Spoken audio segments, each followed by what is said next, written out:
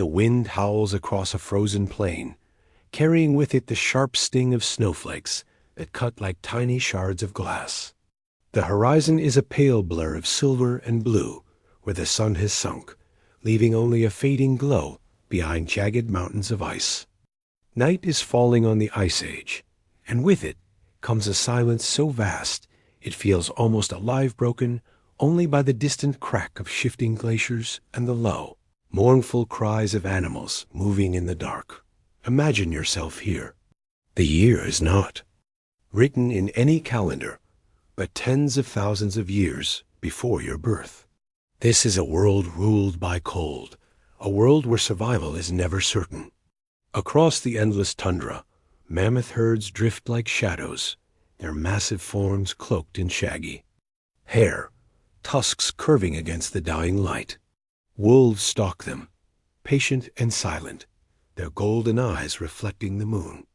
Somewhere beneath the ice, rivers continue to flow unseen, carrying secrets of lands that will not emerge until long after these winters end. For humans, nightfall brings fear. The fire, once lit, must never die. Around a fragile flame, families huddle together in caves or shelters made of bone and hide. The warmth is meager, the smoke choking, but without it, the darkness is absolute. Out there, the world belongs to predators, the cave lion, the saber-toothed cat, the giant short-faced bear beasts, larger, stronger, and faster than any human. One mistake, one slip into the dark, and you are gone. Yet, it is in this world of shadows and ice that the strangest survival stories were born. Tales of desperation, courage, and ingenuity that defy imagination. As the stars emerge cold, glittering pinpricks above a frozen earth, we begin our journey. These are not just stories of survival. They are the stories of our ancestors, written in the ice, carved into bone, whispered through firelight etched dot. And so, under the endless night of the Ice Age, we begin. Step forward from the firelight, and the world stretches out before you, endless, white, and merciless. You are standing on the frontiers of a frozen earth. Towering walls of ice rise in the distance, ancient glaciers that grind slowly across. The land, carving valleys and mountains with a strength that no human could ever rival. Each crack and thunderous groan of the ice is like the heartbeat of a giant. Echoing across the emptiness dot to the north, sheets of ice extend farther than the eye can see, vast, shimmering kingdoms of frozen water, thicker than mountains, older than memory. Here, time moves at the pace of glaciers. Seasons come and go, but the land remains locked in cold. The tundra stretches out like an ocean of frost, the soil frozen solid, the air sharp enough to burn your lungs with every breath. Yet, life clings to this frozen frontier. Herds of reindeer march steadily across the plains, noses pressed to the ground, sniffing out lichen hidden beneath the snow. Woolly mammoths, the giants of the Ice Age, lumber slowly across the steppes, tusks sweeping the ground as they search for frozen grasses.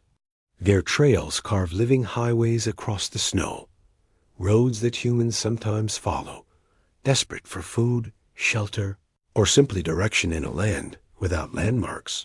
But these frontiers are not just land, they are traps. Step too far into the wrong place, and the ground beneath you may collapse into hidden crevasses, swallowing you whole. Rivers, deceptively silent beneath their glassy surfaces, wait to claim the careless. The cold itself is an enemy.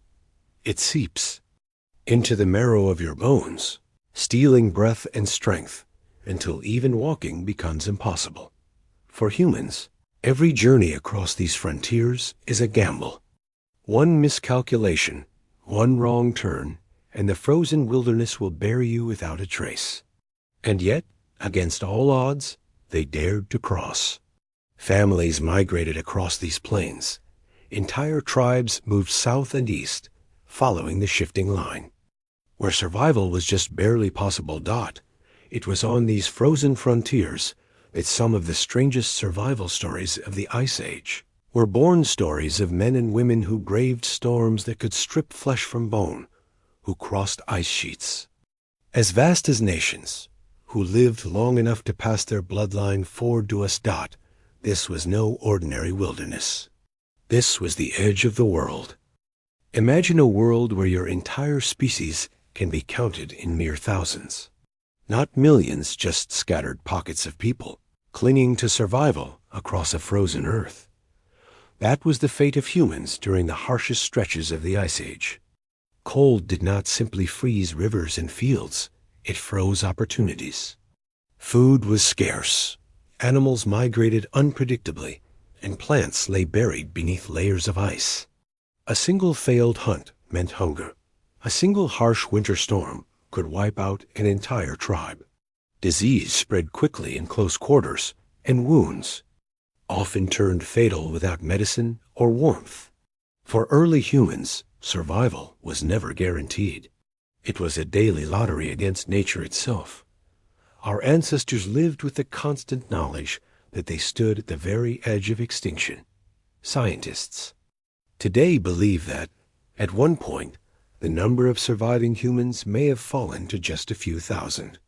Imagine that the entire future of our species balanced on a knife's edge, just one famine, one epidemic, one storm away from being erased forever.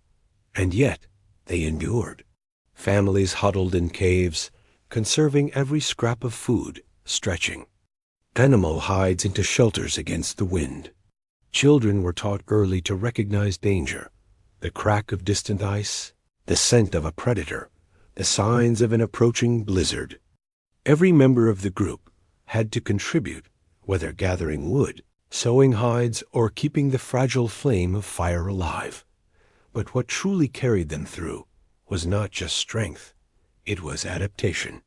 Humans learned to make tools sharper than claws, to hunt in groups larger than any predator pack, to outthink rather than outfight.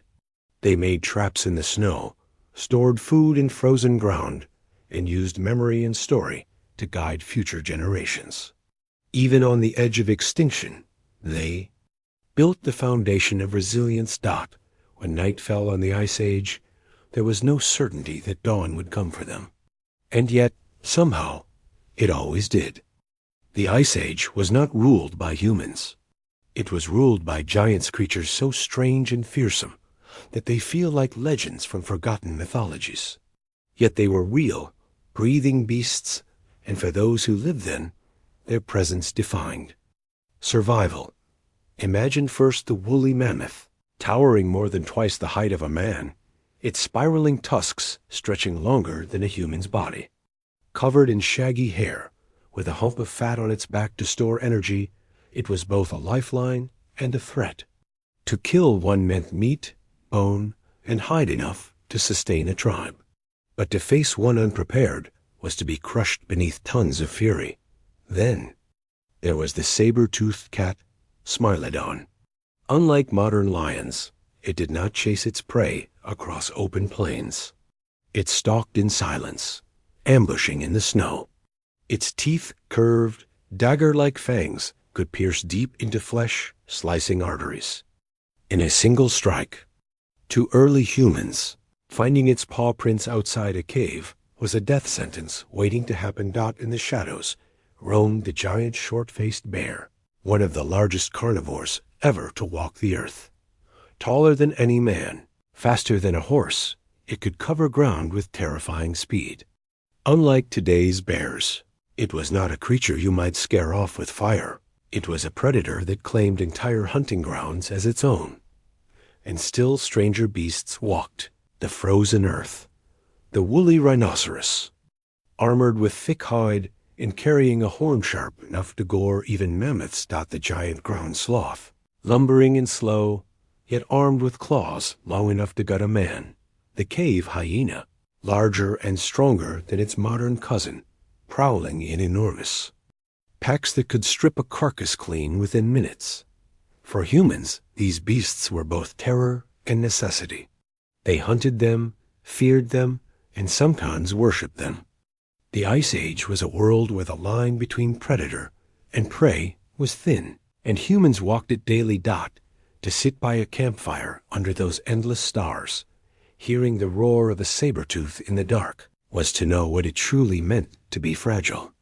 Yet somehow, our ancestors faced these beasts of cold fire and survived. In the Ice Age, survival did not depend only on strength or speed. It depended on fire. To us, fire is ordinary. A flick of a switch, a spark from a lighter, warmth at will. But to our Ice Age ancestors, fire was fragile, so fragile that an entire tribe's fate could rest on a single glowing ember. When blizzards raged and temperatures plummeted, fire meant life. It meant warmth for frozen bodies, protection against beasts lurking in the dark, and light in the endless night. It cooked meat so that every scrap of fat and marrow could be consumed. It hardened spear tips and softened hides. It turned caves into homes. Without it, the cold crept into the bones, slowly numbing, until even the strongest warrior could not rise again. But fire was not easily made. To strike a spark with stone against stone required skill, patience, and luck. Damp wood refused to burn. Wind and snow could snuff out flames in seconds. That is why tribes guarded fire like treasure. When families moved across the frozen steppes, one person often carried embers wrapped in bark or moss, held close to the body so the glow never died. A single spark could travel hundreds of miles, passed from generation to generation, a living thread of survival. Imagine the terror when fire went out. Perhaps a sudden storm drowned the flames, or a careless hand scattered coals onto stone. Darkness fell, and with it, panic. Men rushed into the night for dry branches. Women blew endlessly.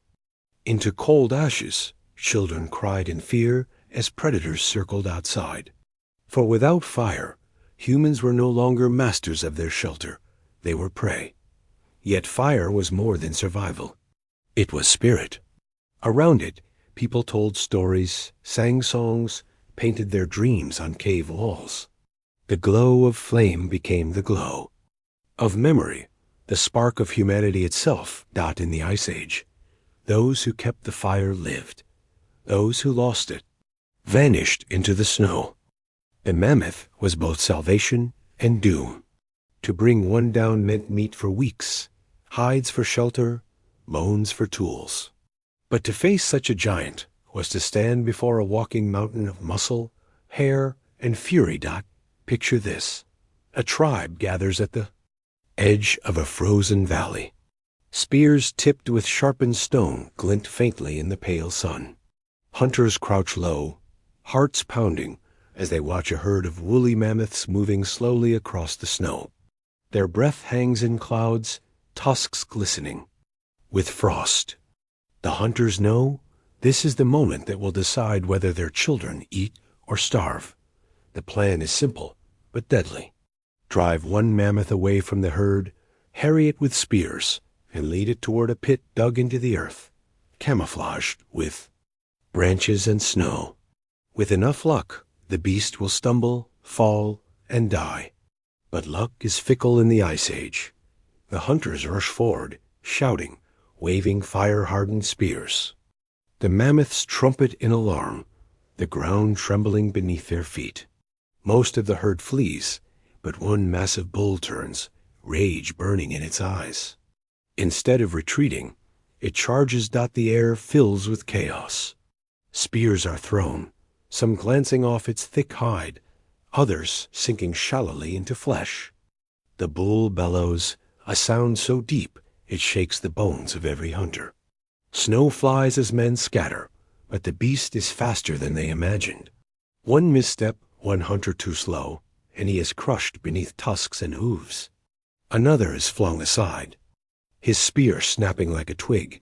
The pit trap fails. The mammoth skirts the edge, trampling the camouflage as if it were nothing. Now wounded and enraged, it becomes more dangerous than ever. The hunters know this is no longer a hunt. It is survival. Some flee back toward the caves, dragging the injured. Others distract the beast, hurling rocks, shouting, sacrificing themselves to give their families time to escape. In the end, the mammoth lives, limping but undefeated, while the humans retreat in blood and silence. For days afterward, the tribe mourns the lost, but they also remember. The failed hunt becomes a story, whispered around the fire, a warning, carved into memory, that in the Ice Age, not every battle was meant to be won out, and sometimes survival meant knowing when to run. The Ice Age did not wait for the strong, nor did it show mercy to the weak. And when sudden blizzards came rolling across the steppes, even the youngest were forced into battles they could barely understand. Imagine a family camp huddled in a shallow cave. Outside, the sky turns dark far too quickly, clouds boiling like smoke. A wind rises, screaming across the plain, carrying with it a wall of snow. Within minutes, the air is white so thick you cannot see your own hands. The storm has begun. The hunters are still far away, chasing reindeer. Inside the cave, only women, elders, and children remain. The fire flickers and threatens to die, smoke pulled viciously into the storm. A mother presses her children close, wrapping them in furs, whispering promises she is not sure she can keep. Stay awake, stay warm, don't close your eyes. But blizzards have a strange power. They do not just freeze the body, they lull it into sleep. A child curls tighter into the skins, eyes drooping, fighting the sweet pull of exhaustion. Another tries to fetch snow to melt for water, but stumbles back, cheeks already pale with frostbite. Their small hands shake as they clutch glowing embers. Desperate to keep the fire alive, hours pass. The hunters return, faces raw with windburn, dragging what little meat they manage to catch. Together they pile wood, shield the flame with their bodies, and pray the storm passes before the cave fills with snow. Some children survive such nights through courage, through the strength of those who love them, through sheer chance. Others are remembered only in stories, buried beneath drifts that swallowed entire camps. And yet, again and again, children endured. Their survival was the miracle of the Ice Age, for in those small, shivering figures lay the fragile thread of humanity. Itself, the hope that one day dawn would break and the storm would end. Deep in the Ice Age, there were winters so long and merciless that the outside world all but vanished. Winds howled for weeks, snow buried valleys, and the sun itself seemed to fade into a pale memory. For many families, survival meant retreating into the earth, into caves that became prisons as much as sanctuaries. Archaeologists have uncovered signs of these long entrapments. Layers of soot coating ceilings from months of fire smoke, piles of animal bones cracked open for marrow, faint. Carvings scratched into stone walls, marks of people waiting for the storm to end. Imagine entering such a cave. The air is thick with smoke, acrid and heavy. Children cough quietly, their eyes watering from the haze. Skins are stretched across the entrance to block the screaming wind. But every few hours, someone must press against the hide to beat back. Snow piling up outside. Food is rationed, every scrap measured. Fat melts in bowls to be drunk like soup. Nothing is wasted, not sinew, not bone, not even scraps of leather, chewed to ease the ache of hunger. Time itself begins to unravel. Days and nights blur together in the half-light of the fire. Stories are told to distract restless minds. Songs are whispered, not for joy, but for endurance. In the silence between storms, the only sound is dripping water from the cave walls, like the slow ticking of an unseen clock. And yet these caves were more than shelters. They became worlds unto themselves. Families painted on the walls, tracing mammoths and reindeer in ochre, perhaps as prayers for survival, or simply to remind themselves of life beyond the stone. Every line of paint was an act of defiance. We are still here. Some caves still hold the blackened traces of those endless winters. Charcoal buried beneath dust, bones arranged in corners, even footprints preserved in hardened mud. Ghosts of survival echo in the dark, reminding us that our ancestors endured not just days or weeks, but entire seasons entombed within the earth. For them, the cave was both a tomb and a cradle holding death close, but nurturing life long enough to see another spring. When the Ice Age tightened its grip, sometimes survival meant leaving everything behind. Camps, caves, even the bones of loved ones, all abandoned in search of food and safer ground. And to reach those new lands, humans often had to face one of the most treacherous paths imaginable. The endless sheets of frozen water. Picture a river so vast it feels like a sea, frozen solid under a skin of glittering ice. Beneath the surface, dark currents twist and churn, waiting for the smallest crack to open. A single misstep can turn solid ground into a grave. Yet families crossed these frozen frontiers because there was no choice. Men walked first, spears in hand, testing the ice with every step. Women followed, carrying infants wrapped in hides, their breath white in the bitter air. Children dragged bundles of belongings, stone tools, skins, dried meat, fire embers bundled in bark. Every sound mattered, the faint groan of ice shifting. Below, the sharp crack that made every heart seize with terror. Sometimes the crossings took days. Nights were spent huddled on the ice itself, fires built on platforms of stone carried for this purpose. Sleep was shallow, haunted by the fear that by morning the ice might give way. And yet, step by step, they pressed forward. Not all survived. The record of their journeys lies buried in the depths, tools, bones, and sometimes entire families lost to the water. But others made it, carving trails into new lands that would one day become the home of countless generations. Some even followed. Ice bridges across continents, paths now lost beneath oceans, but once alive with footsteps and firelight. The long walk across ice was not just migration, it was a gamble with nature itself. For every group that fell into the dark water, another reached the far shore, weary but alive. And in that fragile balance lay the future of humanity. The ice did not forgive mistakes, but for those who endured, it opened the door to new worlds. Hunger in the Ice Age was not a passing ache. It was a gnawing presence, a shadow that clung to every family, waiting for the moment when game grew scarce and supplies ran dry. To survive, humans turned not only to animals and plants, but to the very earth beneath their feet. When meat was gone and no berries could be found beneath the snow, some chewed on tree bark. Strips were peeled from trunks, boiled until soft, and swallowed to quiet the growl of empty stomachs. The bark gave little nutrition, but it kept the body moving for another day. Others dug into the frozen ground itself. Evidence suggests that in desperate times, humans consumed clay or soil, mixing it with water to form a bitter paste. The earth offered no true nourishment, but it filled the stomach, tricking the body into silence for a while. In some regions, clay even absorbed toxins from other foods, acting as a strange, accidental medicine. Then there was bone marrow, the hidden treasure within the remains of animals.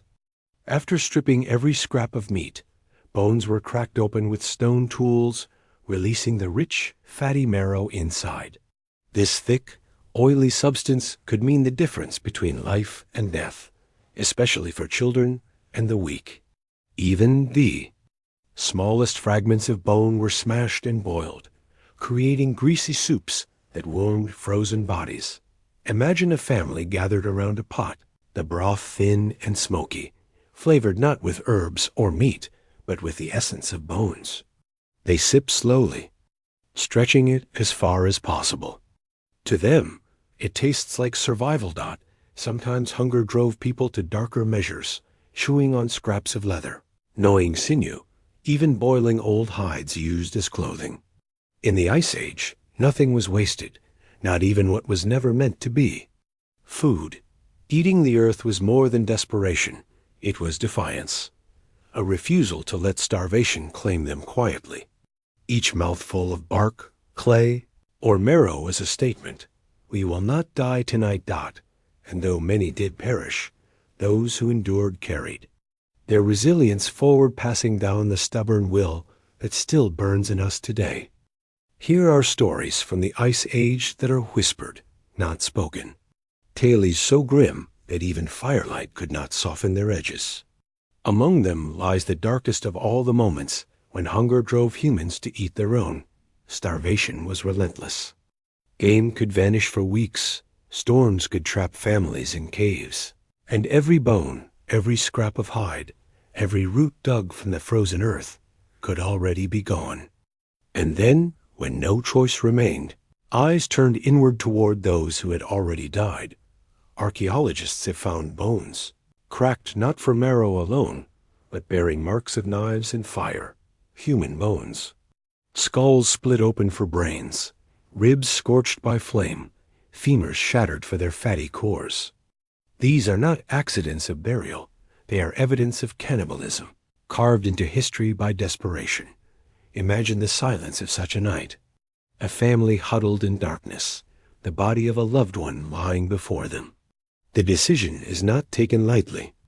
Tears fall, prayers are whispered, but hunger is stronger than grief. A child cries out for food, and the choice becomes unbearable yet inevitable. Flesh is cut, roasted over embers, shared in trembling hands. No one speaks. No one ever forgets. Sometimes it was not kin who were consumed, but strangers, captives taken in raids, or those who collapsed during the long migrations. In some cases, cannibalism was ritual, a twisted way of carrying the spirit of the dead within the living. But most often it was survival, raw and terrible. To us, it is horror. To them, it was the last barrier between life and death. Those who ate endured another night, another storm, another bitter dawn. Those who refused sometimes did not live long enough to regret their choice. The bones left behind tell us this. Humanity in the Ice Age was fragile, yet relentless.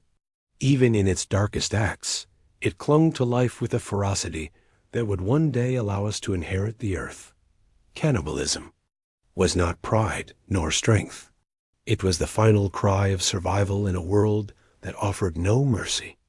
In the frozen darkness of the Ice Age, survival was not only about meat, fire, or shelter. It was also about belief. When the world seemed merciless, when storms devoured the sky, and predators prowled beyond the firelight, humans turned to symbols, objects they believed carried protection, strength, and hope. Among the most haunting of these was the tooth necklace. Archaeologists have uncovered burials of Ice Age hunters and children, adorned with necklaces made of teeth-wolf fangs, bear canines, lion claws, even mammoth ivory carved into talismans. Each tooth told a story, each fang carried meaning. To wear it was to carry not just an ornament, but the spirit of the beast itself. Imagine a hunter stepping into the blizzard, spear in hand. Around his neck hangs a string of wolf teeth, each one taken from predators his people had slain. To him, those teeth are more than trophies. They are guardians. The wolf's cunning, the bear's strength, the mammoth's endurance, he believes all live within the necklace, surrounding him like invisible armor. For children, the tooth necklace was a promise. A mother might place it gently around her child's neck, whispering blessings. This will keep you safe. This will bring you home. In a world where danger struck without warning, such tokens were not luxuries. They were shields of the spirit. But the necklaces also carried memory. To hold a tooth was to remember the story of the hunt, the bravery of those who fought, the blood spilled to keep the tribe alive. Every necklace was a small history book, written not with ink, but with bone and fang. Some of these necklaces have survived tens of thousands of years, buried with their owners in caves and tundra graves. They remind us that Ice Age survival was not only physical, but also deeply human woven with faith, symbols, and the need to believe in something greater than cold and hunger. The tooth necklace did not stop storms or drive away predators, but it gave courage. And in the Ice Age, sometimes courage was the only difference between death and another sunrise. Long before the first village, before farming, before written words, there was a fire in the Ice Age night, and just beyond its glow, a pair of yellow eyes watching. The wolf dotted first. It was only fear. Wolves trailed human camps the way shadows.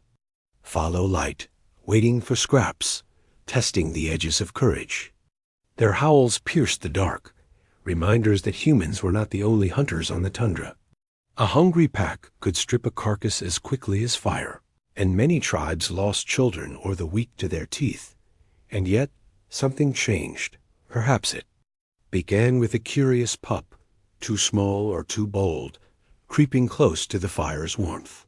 Perhaps a hunter tossed a bone into the snow, and the animal carried it away. Over time, humans noticed that wolves could be more than rivals. They could be allies. Wolves had sharper noses, keener ears, and the strength to chase prey humans could never catch. Slowly, a bond was formed. Not with the entire pack, but with a few that lingered. People began leaving scraps deliberately. In return, the wolves lingered near, their watchful presence keeping larger predators at bay. At night, families huddled inside caves, while outside, wolves circled, their howls now warnings rather than threats. Soon, they were no longer just wolves. They were proto-dogs, the earliest companions of humankind. They slept beside the fire, warming children with their fur. They followed hunters, alerting them to danger, helping to track herds. Their loyalty was not yet what we know today, but it had begun. To sleep with wolves was to share survival. Humans gained protectors, hunters gained partners, and wolves gained steady food and warmth. Out of this fragile alliance grew a friendship that would last for thousands of years, carried all the way to the present. In the dogs that still lie at our feet. In the Ice Age, to sleep with wolves was not sentiment, was strategy. And it may have been one of the strangest, most important survival stories of all. On the endless steppes of the Ice Age, trees were rare. Wood was precious, often too scarce to build with. But humans are creatures of adaptation. Where forests could not be found, they turned to the giants of the frozen world, the mammoth. Archaeologists in Ukraine and Russia have uncovered astonishing sights. Entire villages built not of stone or timber, but of mammoth bones and tusks. Hundreds of bones, carefully stacked, arranged into circular walls, doorways, and roofs. These were not random piles left by scavengers. They were deliberate, ingenious architecture, born from desperation and creativity. Imagine stepping into such a hut.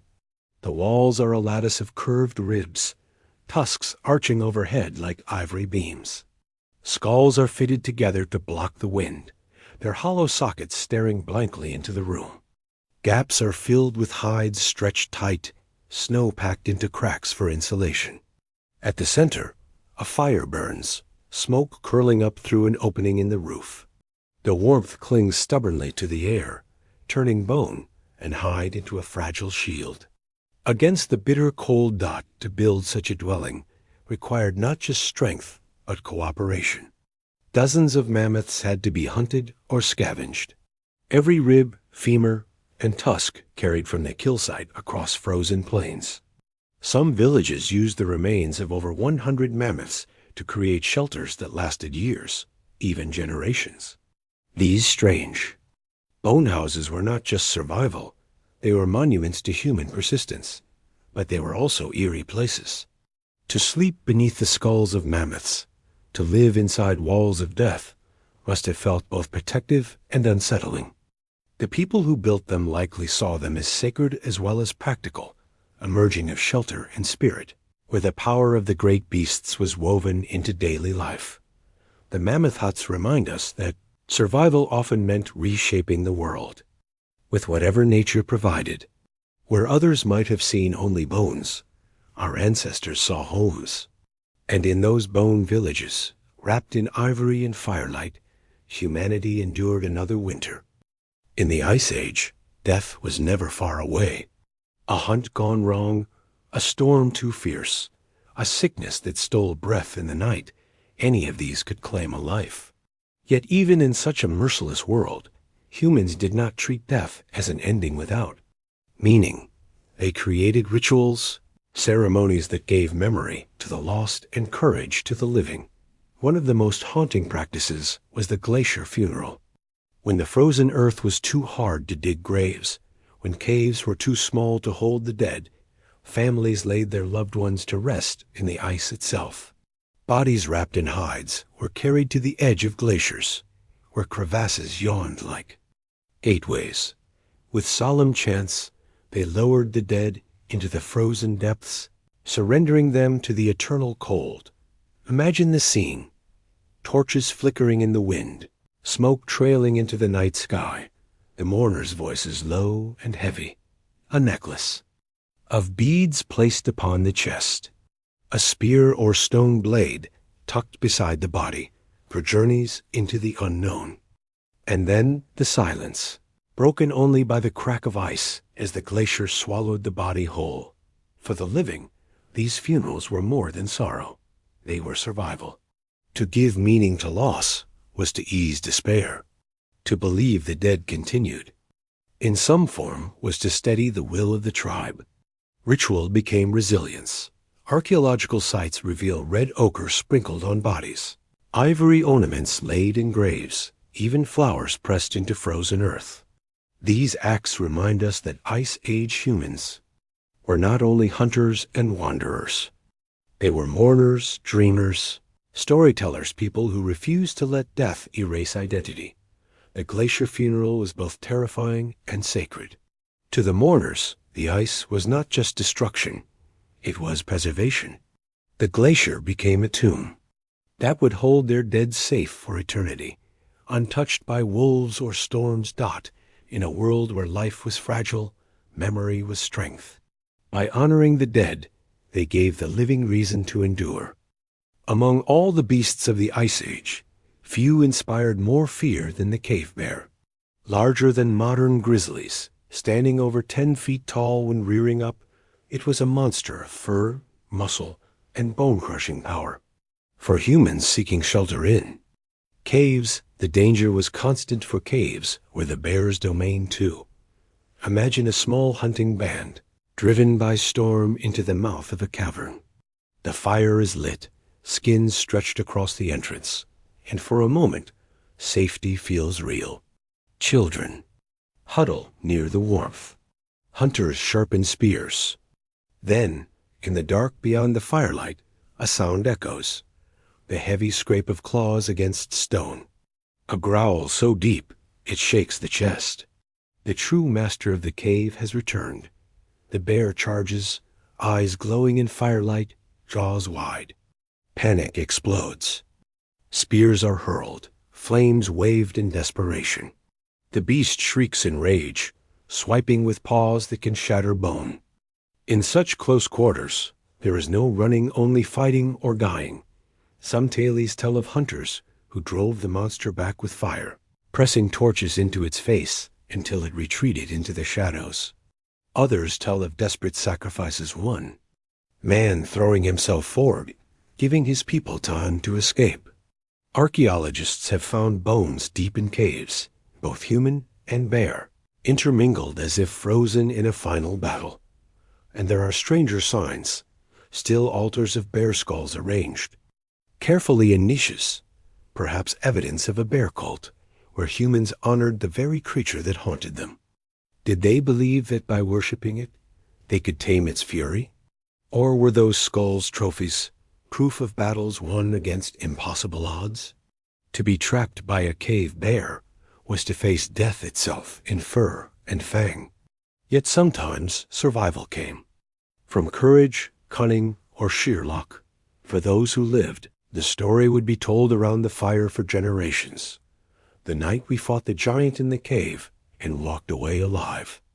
If the mammoth was the giant of the Ice Age, then the saber-toothed cat was its nightmare. Known today as Smilodon, it was not built like a lion or tiger we know. It was heavier, stronger, its jaw lined with two enormous fangs curved like daggers long. Enough to pierce the throat of a mammoth calf, sharp enough to end a human life in a single strike. Imagine a small band of hunters crossing a snowy gorge. They move quietly, eyes on the ground for reindeer tracks. Suddenly, the lead hunter freezes. In the snow, half covered by drifting flakes, lies a paw print broad as a man's hand, claws spread like knives. The men know instantly, this is no wolf, no ordinary predator. It is Smilodon. The ambush comes swift. From the ridge above, a blur of muscle and fur leaps, crashing into the snow with terrifying force. The hunters scatter, spears raised. The cat growls, lips peeled back to reveal those terrible fangs glinting in the pale light. A standoff begins. The humans cannot outrun. It is too fast. They cannot fight it in close quarters. Its jaws are death itself. So they form a line, spears outward, torches lit. Their only hope is to convince the predator that the risk is too great. The Smilodon circles, muscles rippling under its golden coat. It snarls, testing their courage. One wrong move, one hunter. Breaking from the line, and the cat will strike. But the firelight wavers across its eyes, and the spears dart forward with every feint. Minutes stretch like hours. Finally, with a low rumble, the beast turns. It slinks back into the snow, vanishing as quickly as it appeared. The men collapse, breath clouding the air, hearts hammering. They have survived, not by strength, but by unity and fire. For Ice Age humans, the saber-toothed cat was more than connoisseur, a predator. It was a test of will, a reminder that survival was not only about weapons, but about standing together, refusing to break when fear clawed at the soul. The standoff ended that night. But the memory, the sight of those dagger-like teeth flashing in the dark, would haunt their dreams for years to come. When we think of predators of the Ice Age, we imagine swift cats and roaring bears. But lurking in the forests and grasslands was a stranger danger. The giant ground sloth Dot, unlike the gentle tree sloths of today. These Ice Age titans stood over, 20 feet tall on their hind legs, heavier than an elephant, covered in shaggy hair, with long curved claws sharp as scythes. They were not graceful hunters, but they were creatures you did not want to provoke. Most of the time, the giant sloth was a browser, tearing down branches, stripping bark, and uprooting plants. Its slow movements made it seem harmless. But hunger and desperation change all creatures, and humans who strayed too close learned quickly that the giant sloth could turn from lumbering grazer into deadly ambusher. Imagine a group of hunters stalking quietly through thickets, hoping to flush out deer or boar. The snow is deep, the trees skeletal, the silence broken only by the crunch of footsteps. Suddenly, a shape rises before them, a towering wall of fur and muscle, arms swinging. Like tree trunks, the sloth bellows, a guttural sound that shakes the ground. Its claws flash in the air, tearing through branches as if they were nothing. One swipe could open a man's chest, another could snap a spine. And though it cannot chase with speed, its sheer size blocks escape, forcing humans to scatter in. Panic.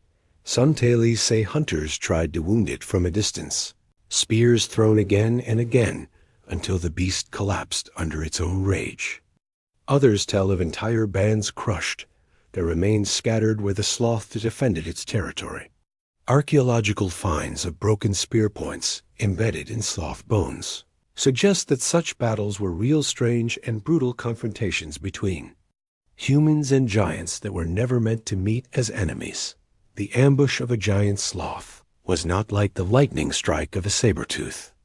It was slower, heavier, more inevitable, like being caught in the collapse of a living avalanche. To survive such encounters, humans learned caution. They respected the shadows where giant sloths roamed, leaving markers to warn others. Do not hunt here. Death walks slowly, but surely. On the Ice Age tundra, the ground often trembled not from storms or glaciers, but from herds. Among the strangest and fiercest were the musk oxen, shaggy beasts with curved horns, heavy shoulders, and tempers as cold as the wind itself. Usually, they stayed together in tight groups, circling around calves when wolves threatened. But when startled, their reaction was explosive, a full stampede. Dozens of them charging in one direction, hooves pounding the frozen ground like drums of war. Nothing in their path survived. For humans, such chaos was both death and salvation. Imagine hunters creeping toward a herd, hoping to bring down just one ox.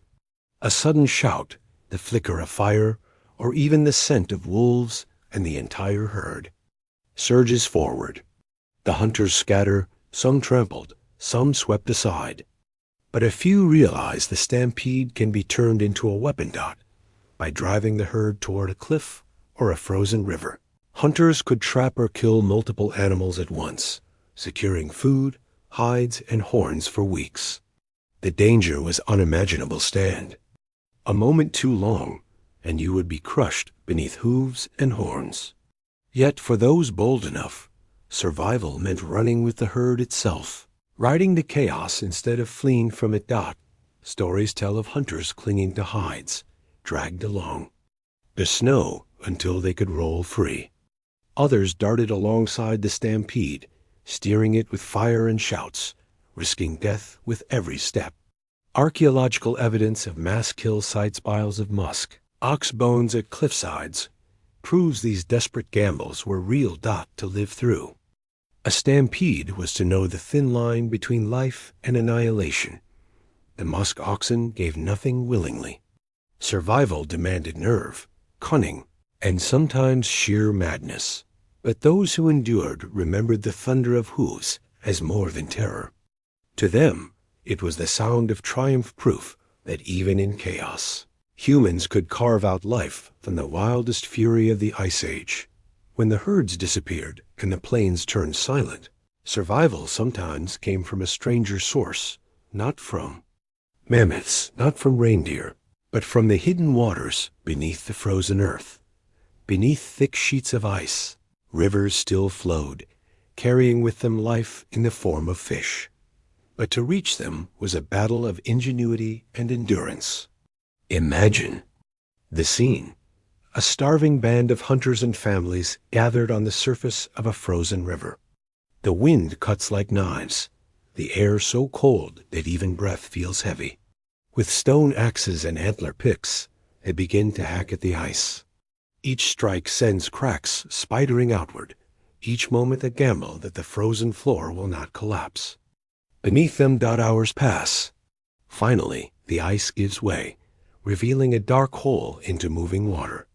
A torch is lowered, the glow flickering on silver scales darting below. Spears are sharpened, nets woven from sinew lowered into the depths. One catch, one fish, may mean a child lives through another night. Sometimes survival was won by sheer patience. Men knelt for hours over the hole, hands raw from the cold, spearing blindly into the dark. Others lowered traps, baited with scraps of fat, waiting days until the current delivered something edible. Every fish was celebrated, roasted whole over embers, bones cracked for broth. Nothing was wasted, not eyes, not fins, not skin, but the danger was always present. A slip could send a man plunging into the black water where icy currents pulled. him under before he could scream. Many never resurfaced, their bodies claimed by the very river that had promised salvation. And yet the frozen rivers gave life. Those who learned to fish beneath the ice carried their knowledge forward, passing down techniques that would be refined for generations.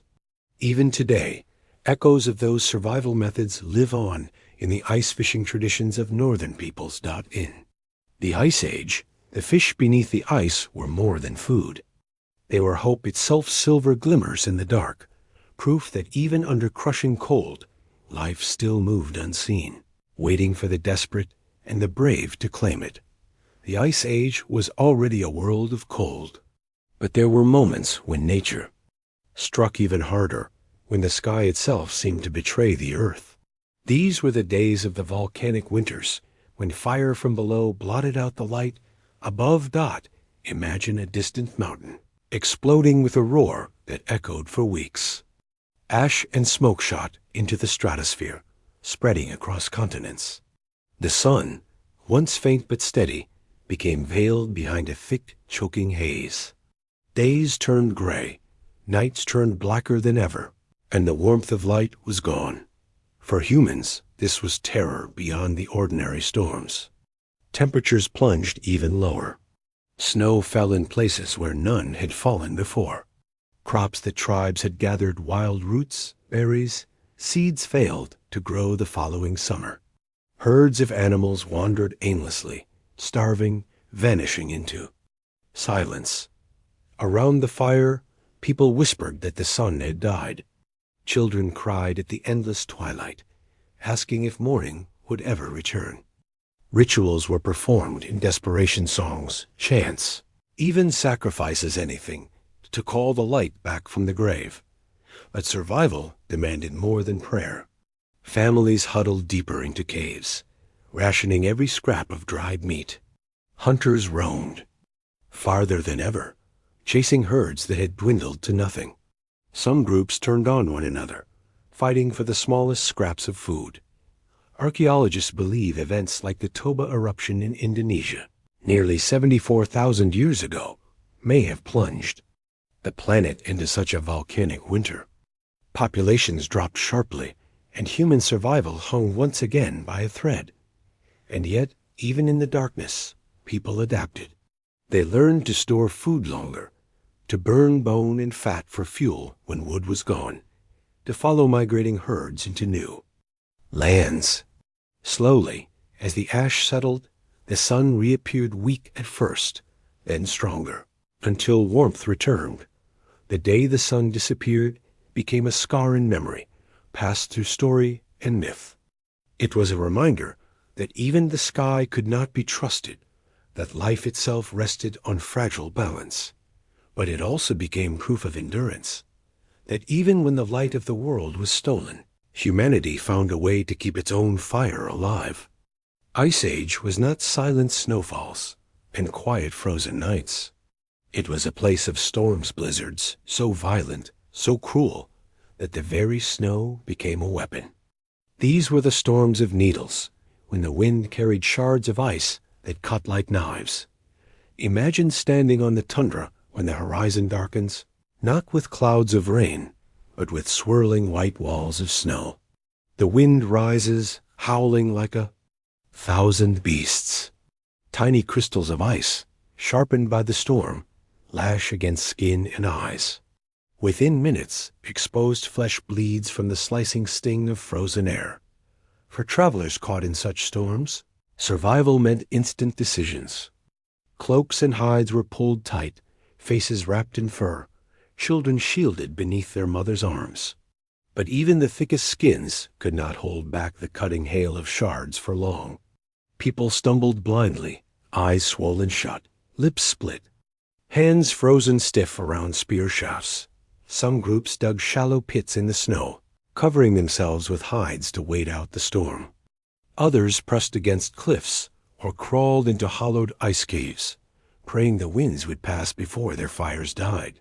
Still, many never rose again, their bodies buried in drifts, their bones scarred with the marks of ice as if slashed by unseen. Blades, The storms came suddenly with no warning. Hunters could leave camp under clear skies and never return, lost to the blinding white chaos. Even animals suffered. Mammoths collapsed under the weight of frost. Reindeer herds scattered into oblivion. Wolves howled against the tearing wind. To live through a storm of needles was to know the true savagery of nature. It was not the hunger of predators or the weight of ice. It was the sky itself turning hostile, tearing at the body until nothing remained. And yet, survivors emerged. They carried scars on their faces, stories etched in memory, and warnings passed down. Never trust clear skies in the Ice Age, for the next storm could always be waiting, its knives sharpened, ready to fall. The Ice Age was not only a time of freezing cold, it was also a time of sudden, violent floods. Hidden behind towering walls of ice were vast lakes, their waters trapped for centuries. When those walls cracked, when the glaciers melted even slightly, the result was catastrophe. The glacial lake outburst floods. Imagine standing on a plain of snow when a deep rumble begins beneath your feet. At first, it feels like distant thunder, but then the sound grows louder, a roar that shakes the earth itself. The ice wall upriver is broken. A torrent is unleashed. Within minutes, an ocean of water crashes forward, a wave taller than trees, carrying icebergs, boulders, and shattered trees in its wake. Camps are swept away before anyone can scream. Hunters vanish, families are torn apart, fires and shelters swallowed whole. Those who survive run blindly, scrambling toward higher ground, their feet slipping on melting snow as the flood devours the world behind them. Archaeological evidence of these floods remains inscarred. Landscapes, valleys gouged out in a single day. Giant boulders carried hundreds of miles. Fields of gravel where once there was ice. Some of the greatest floods in Earth's history happened in the Ice Age, reshaping continents in hours. For humans, survival in such moments meant luck as much as skill. A tribe camped too close to a glacial lake might be erased in an instant, their memory lost forever. But others, warned by the strange groaning of the ice or the sudden rising of water, managed to flee just in time. They carried the stories with them, of water that came like a monster, of floods that swallowed the land. These legends became warnings. People learned not to camp near the great frozen lakes, not to trust the silence of glaciers, not to ignore the earth's deep rumbles. Knowledge passed down in whispers may have saved countless lives. The meltdown floods were nature's reminder that ice was not only stillness and cold, it was also power, waiting to break free. And when it did, survival depended on swift feet, quick thinking, and the fortune of standing just a little higher than the tide. The Ice Age did not shape the world with glaciers. Alone it also carved isolation. As seas froze and rivers split into jagged channels, whole groups of people became trapped on drifting flows or cut off on small tracts of land, turning them into islands of ice. Imagine a tribe migrating across a frozen river, cracks open behind them, the ice groaning like thunder. Before they can return, the sheet breaks away, carrying them into the current. Days turn to weeks as the flow drifts, a floating prison of ice and snow. They hunt seabirds, catch fish through cracks, and drink melted snow, never seeing the shore again. In other cases, great floods carved valleys that isolated high ground. Families stranded on those frozen plateaus found themselves trapped for seasons or even generations. With no way down, they survived by hunting the animals that shared their icy fortress. Over time, their fires burned brighter in the dark, their stories grew deeper, and their identities shifted. They became the people of the island. Archaeological hints of such isolation appear in strange tool patterns and genetic traces, signs that small groups split from larger populations, surviving alone for centuries. Cut off by glaciers, seas, or floods, they adapted uniquely. their knowledge shaped by the limits of their prison. The islands were not always physical. Sometimes a tribe cut off by storms or shifting herds might never see another human. Group again. For children born into that isolation, the idea of a larger world was only a myth told by elders. Survival in such places was harsh, but it bred resilience. Every scrap of food was stretched, every hide patched again and again, every ember guarded fiercely.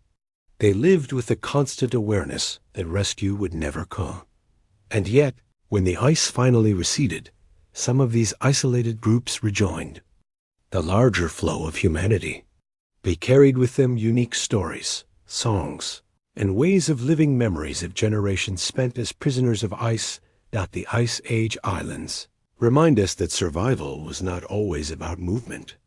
Sometimes it was about waiting, enduring, generation after generation, until the world finally opened again. For Ice Age humans, survival often followed the herds. The mammoth, the reindeer, the bison, these were not just animals, they were lifelines.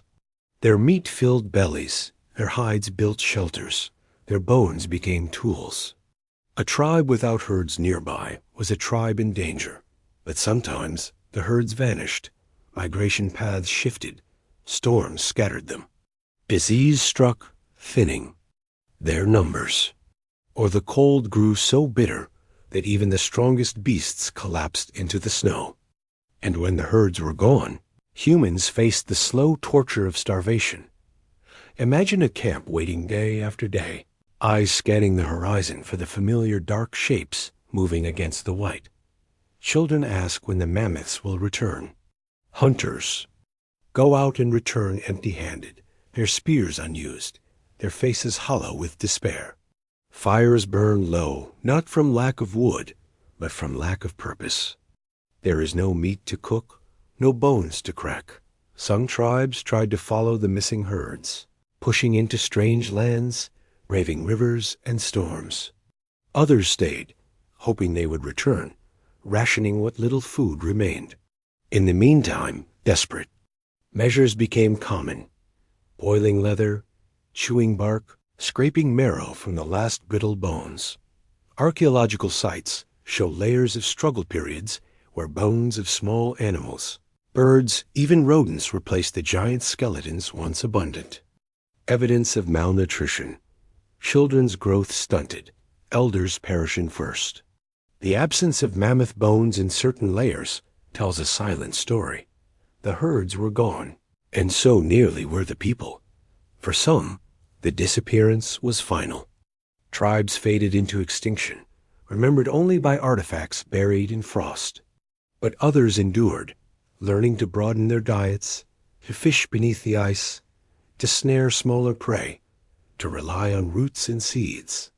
These survivors carried with them a hard truth. The great herds could not always be trusted. The lost herds remind us that the ice age was not a steady rhythm of survival, but a cycle of abundance and despair. To live meant adapting not only to the presence of giants, but to their sudden, terrifying absence. And when the mammoths did return, their trumpeting cries across the tundra were not just the sound of animals, it was the sound of hope. In the endless winters of the Ice Age, when hunger gnawed and storms howled, survival was not only about food or fire. It was also about the mind. Fear, despair, and hopelessness could kill just as surely as cold. And so, our ancestors found another tool of survival: music, deep inside caves. Archaeologists have discovered delicate flutes, carved from the hollow bones of birds and mammals. Their finger holes still line up perfectly, proof that Ice Age humans were not only hunters, they were musicians. These bone flutes carried haunting sounds across the darkness, filling cold stone chambers with notes that echoed like voices of spirits. Imagine a family huddled around a weak fire. Outside, a storm lashes the land. Inside, children tremble, listening to the moan of the wind. Then, an elder lifts a bone flute and begins to play. The music is thin, high, but strangely soothing. The rhythm lulls the children into calm, the melody weaving warmth into the cold. For a moment, the storm outside fades, replaced by the human heartbeat of song. Music was more than comfort. It was memory. Songs held the lessons of the hunt, the stories of ancestors, the myths of creation. They gave rhythm to work, courage to warriors, and peace to the grieving. Even in hunger, people found the strength to sing, to remind themselves that they were not alone, that their lives had meaning beyond mere survival. Some believe music had spiritual power, that the flutes imitated birdsong or the voices of spirits, calling on unseen forces for protection. To play in the dark was to bridge the gap between the living and the world beyond. But most of all, music was survival psychology. It gave order to chaos, hope to despair, and unity to scattered souls. When words were not enough, the flute spoke, and in its notes, humanity found the strength to see another dawn. Even today, when we hear those ancient sounds recreated, they carry the same message across thousands of years. You are not alone in the dark dot in the Ice Age. Clothing was not fashion. It was survival. A bare hand could freeze in minutes, a bare body in hours. To live, people wrapped themselves in the hides and furs of the beasts they hunted. But sometimes, in their desperation, the garments they created became strange, almost otherworldly. What we might call clothes of madness. Archaeological finds reveal stitched garments made not from a single animal, but from the skins of many wolf, fox, reindeer, hare, even birds sewn together in layers. Some cloaks shimmered with overlapping feathers, others bristled with the patchwork fur of predators. To wear them must have been both grotesque and magnificent, like walking in the skin of a monster. Imagine a hunter stepping into the storm, his cloak stitched from wolf pelts, the tails swaying in the wind, the skull of a fox tied at his chest as a clasp. Children wore patchwork garments, each sleeve from a different hide, stitched clumsily with sinew. Some even wore boots lined with dried grass, stuffed with moss to trap warmth, tied with strips of leather. These clothes were not elegant, they were desperate, ingenious, and uncanny. But clothing carried more than warmth. It carried meaning. A hunter wearing the skin of a lion might believe he gained the lion's strength. A shaman dressed in feathers might claim to fly in spirit. A mother wrapping her child in many furs might whisper that no storm could find them through the protection of so many beasts. To outsiders, these clothes might have looked like madness stitched together from the fragments of 100 lives. But to those who wore them, they were shields, both physical and spiritual. And in the end, the clothes worked. They kept people alive through nights when the wind shrieked like knives, when the cold tried to peel the flesh from the bone. They remind us that survival was never about beauty, but about transformation, turning the bodies of animals into second skins, wearing the wilderness itself to fight against death. The clothes of madness may have looked strange, but they were the threads that stitched humanity to life in the coldest of worlds. Deep within the limestone caves of Ice Age Europe, far from sunlight, walls bloom with strange and powerful images. Mammoths, reindeer, aurochs, lions, bison painted in ochre, charcoal, and glowing minerals. To modern eyes, they are breathtaking, works of art, but to those who created them, they were more than decoration. They were lessons in survival. Imagine a fire flickering inside a cavern, shadows dancing across walls, alive with animals. A group of children sit close, eyes wide, as an elder traces the outline of a great bison with his finger. He explains how it lowers its head before charging, how to aim the spear beneath its ribs. Another image shows reindeer, not alone but in herds, teaching that to follow the group is to find food. A mammoth's tusks are drawn curving dangerously. Outward, a reminder to never approach head-on. These paintings were memory, skill, and wisdom carved into stone. They were the Ice Age's first textbooks, where knowledge was stored not in words, but in shapes. A hunter who had never seen a lion could still learn its form, its stance, its threat, by studying the wall. Children grew up surrounded by these silent teachers, their lessons carried in every hunt, but there was also magic in the paintings. Many believe the act of drawing animals was a ritual meant to call the beasts closer to ensure success in the chase. The walls of Lascaux, Altamira, and Chauvet are not only filled with animals, but also with signs, handprints, and symbols. Perhaps these were charms, talismans painted with hope. If we paint it, we will catch it. For people who lived on the edge of extinction, art was not luxury. It was survival. It united the tribe in memory. It passed on knowledge, and it gave courage. Before the hunt, when we look at those paintings today, thousands of years later, they still speak. Not only of animals long vanished, but of human determination to teach, to remember, to survive.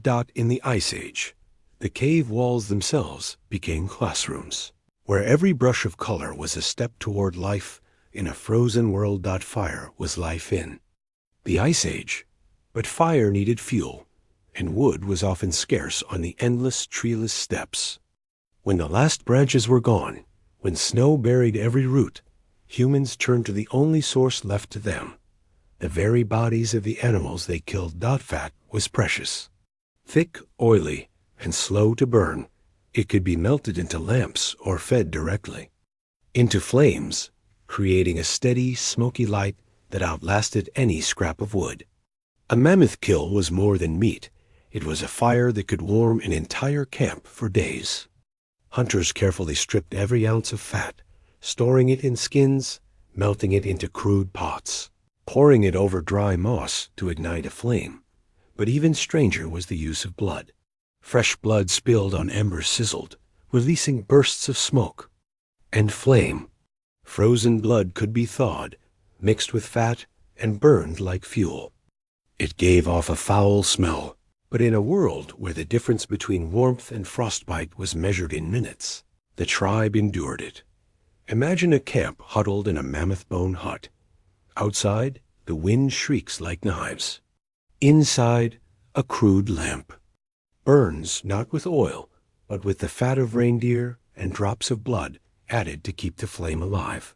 Children press close, warmed by the heat of life itself, transformed into fire. The smell is heavy, metallic, unforgettable, but it means survival. Sometimes, hunters even carried balls of frozen fat and blood with them, lighting them when wood could not be found. These gruesome torches gave off thick black smoke, but their fire kept predators wary and frostbite at bay. To us, it seems horrifying. To them, it was ingenious. Blood and fat were not waste. They were fire trapped inside flesh, waiting to be freed. In the Ice Age, nothing was wasted, not even the lifeblood of the animals that fell beneath the spear. And in that strange, smoky glow, humanity endured another night, another storm, another chance to see the dawn. In the Ice Age, raw strength alone could not keep a tribe alive. Mammoths, bison, musk oxen, these beasts were larger, faster, and deadlier than any single human. To defeat them, people needed more than spears. They needed traps. And the greatest trap of all was built not with wood or stone, but with the snow itself. Hunters learned to turn the very landscape into a weapon.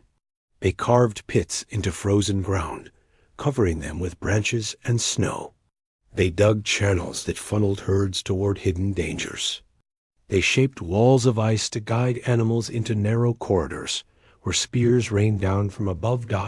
Imagine a herd of reindeer fleeing across the tundra.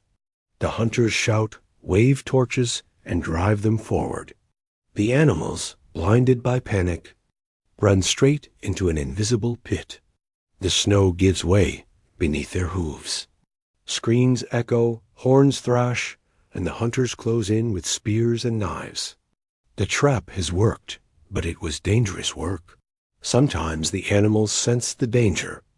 turning on the hunters in fury. Sometimes the snow collapsed too soon, burying a man instead of his prey. To build and use such traps required not only strength, but cooperation, timing, and courage. Archaeological evidence of these snow traps survives in the form of hunting. Sites filled with piles of bones proof that entire herds were once brought down in a single day.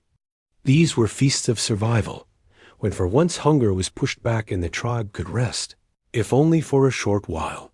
The snow traps also carried a kind of ritual meaning. Hunters may have seen them as a way of outsmarting the spirits of the beasts, proving that human cunning could match animal power. Some tribes left offerings near kill sites' bones arranged carefully, red ochre scattered, as if to thank the animals for giving their lives to us. It may seem cold and brutal, but in the Ice Age, survival demanded invention.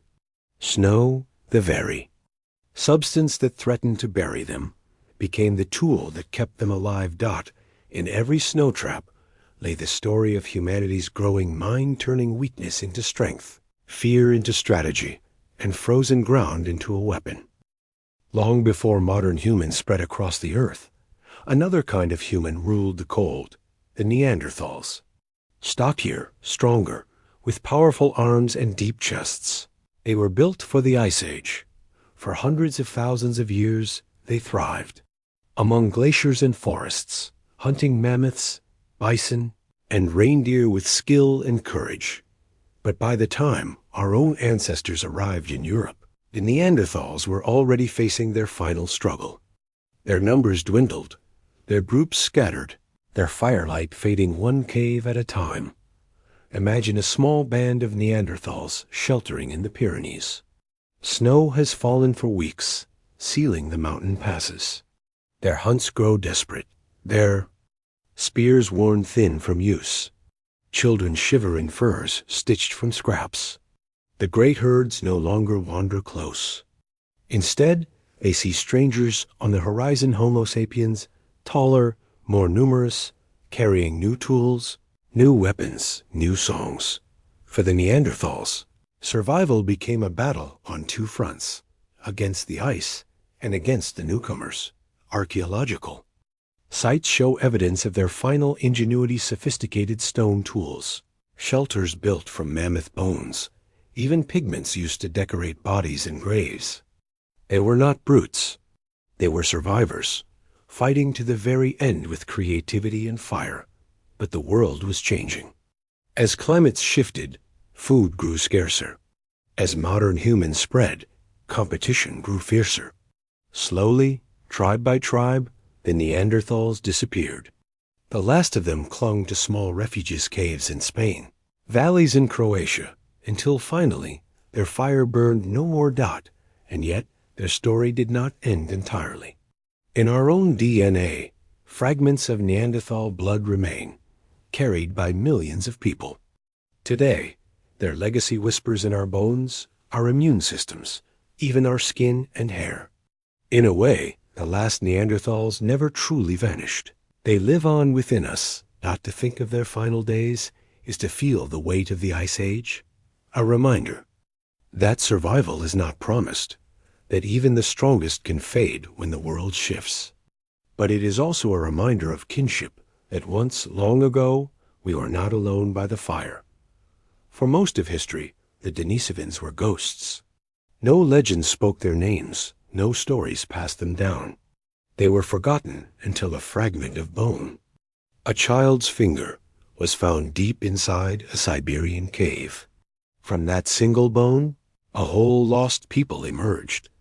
The Denisovans lived alongside Neanderthals and modern humans, but in silence. They left few traces, no great cave paintings, no towering monuments. Instead, their memory lay buried in shadows, in scraps of bone, in whispers of DNA.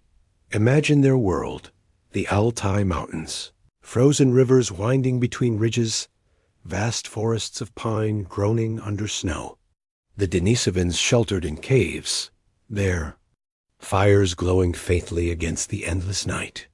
Like Neanderthals, they were powerful hunters, skilled in working stone and bone. But they were also different. Genetic evidence shows they carried unique traits that still live on in modern people from Asia, Melanesia, and Tibet. Some scientists believe the Denisovans gave ancient humans survival gifts. The ability to breathe in thin mountain air, to resist harsh climates, to endure sickness. These strengths may have come from unions between our ancestors and theirs. In this way, the Denisovans never disappeared completely. They live on, hidden inside us, just as they once lived hidden inside caves. But why did they vanish? Perhaps climate shifts starved them of food. Perhaps encounters with humans and Neanderthals pushed them aside. Or perhaps they were absorbed, their identity dissolved into larger tribes until no one remembered their name. The caves of Siberia still hold their secrets, teeth larger than ours, tools shaped by unfamiliar hands, ornaments that hint at ritual. Every discovery is a small light in their darkness. The Denisovans remind us that the Ice Age world was not just a stage for humans alone. It was crowded with kin brothers and sisters of different kinds, each struggling, adapting, surviving. Most are gone, but their shadows remain, stitched into our very blood dot. In the end, the Denisovans were never truly lost. They were waiting, hidden in stone, for us to find them again. In northern Spain, within the shadowy chambers of El Miron Cave, archaeologists uncovered a burial unlike any other. There, more than 18,000 years ago, a woman was laid to rest. Her bones were dusted in bright red ochre, a pigment of iron-rich earth that glowed against the pale stone. She became known as the Red Lady of El Miron, but this was no ordinary burial. The ochre was not simply decoration, it was meaning. To cover her bones in red was to mark her with life, blood, and spirit, even in death. It was a ritual of memory, a way of saying, she mattered, she lived, and she must be remembered. The Red Lady was not a queen or a ruler in any way we know. She was part of a small Ice Age tribe, struggling against cold and hunger like all others. Yet her people gave her this sacred burial.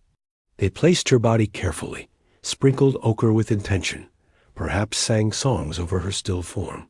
Even thousands of years later, the act shines through, an expression of love, grief, and survival. For the tribe, this burial was more than farewell, it was unity. By honoring the dead, they gave the living strength. Children saw that life had meaning beyond survival, that even in the harshest world, memory endured. The cave itself became a shrine. Generations returned to the site, leaving traces of tools, carvings, and hearths. The Red Lady's resting place became part of the tribe's story, a reminder of ancestors who carried them through the cold. What makes her remarkable is not only the ochre on her bones, but what it tells us about Ice Age humans. They were not only hunters and survivors. They were people who loved, mourned, and remembered. The Red Lady of El Miron still lies in silence, her bones fragile, her story half buried in ochre. But through her, we glimpse the humanity of the Ice Age, a people who endured not only through fire and spear, but through memory and ritual. In her red glow, survival became more than life. It became legacy. The Ice Age was no place for children. Yet children lived through it. Their laughter echoed faintly in camps, their small footprints pressed into the frozen mud of long-forgotten valleys. On the vast mammoth steppe, the endless grasslands stretching from Europe to Siberia, they grew, played, and somehow endured. Archaeologists have found delicate traces, tiny footprints beside mammoth tracks, handprints smeared in ochre on cave walls, miniature beads and pendants worn by young necks. These fragile marks remind us that survival was not only for hunters and warriors, but also for the smallest and most vulnerable. Imagine a child wrapped in furs too large, trailing behind their mother across the snow. Their breath forms clouds in the air as they stumble, learning to walk in a world of storms. They play with bones as toys, practice with small spears, mimic the songs of their elders. Even in hunger and danger, childhood was not erased, it adapted. But survival was never easy. Many children perished young, claimed by cold, sickness, or predators. Yet those who endured grew strong, hardened by hardship. They learned to hunt earlier, to recognize the signs of weather, to keep the fire alive. Childhood in the Ice Age was not innocence, it was training for survival. The children of the mammoth steppe carried traditions forward. They listened as elders painted stories on cave walls, memorized hunting paths, and learned rituals that gave meaning to suffering. They were the thread that bound past to future, ensuring that knowledge did not die in a single harsh winter dot in the bones of young burials. We see love 2 beads laid with care, ochre sprinkled gently, tiny tools placed beside them. Even when death claimed them, families remembered, honored, and grieved. The value of a child was never measured only in survival, but in hope. For it was the children who carried humanity across the Ice Age. Their small hands lit the fires of the future. Their fragile steps marked the path that led to us in the silence. Of the Ice Age, caves were more than shelters. They were memory. And sometimes all that remains of a vanished tribe is the ghost of their fire.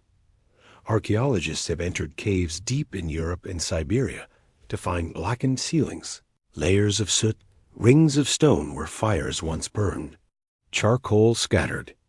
Across the floor, cracked bones showing signs of roasting, smoke stains climbing the walls. Yet there are no people, no burials, no clear endings, only the traces of lives that burned brightly and then disappeared. Imagine stepping into such a cave. The fire pits are long cold, but the smell of smoke seems to linger in the stone. Ash lies thick underfoot, as if many winters of burning built up before the flame finally died. On the walls, faint handprints whisper, "We were here." But who they were and why they vanished, no one knows.